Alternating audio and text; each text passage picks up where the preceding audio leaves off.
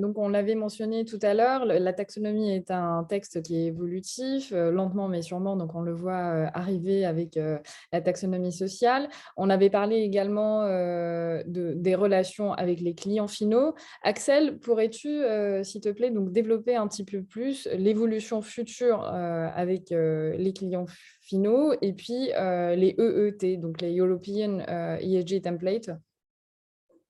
En fait, bon, je pense pas passer trop de temps dessus parce que c'est ce que j'avais un petit peu abordé brièvement tout à l'heure, hein, sur les questions, le questionnement des préférences ESG. Et je pense que ça, c'est en fait une question pour moi qui est quand même centrale parce que on a déjà, alors surtout nous en France, on sait, on a déjà un déficit d'éducation financière du client particulier. Et là, on va rajouter un déficit d'éducation des thématiques ESG par-dessus. Et donc, je pense que ça va commencer à être très compliqué de sélectionner, de sélectionner un fonds pour un investisseur.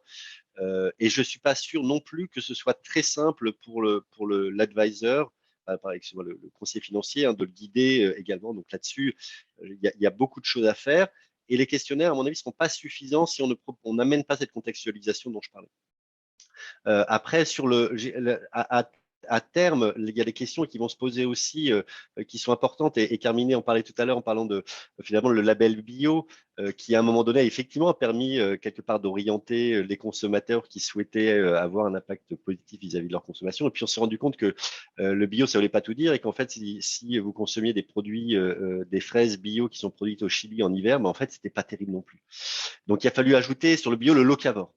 Et c'est un petit peu ce qu'on est en train de faire, c'est-à-dire que on va avoir la taxonomie, ok, c'est important, mais il faut aussi regarder les principal adverse impact, parce que ça veut dire aussi, oui, en fait, dans quelles conditions je fais cette activité.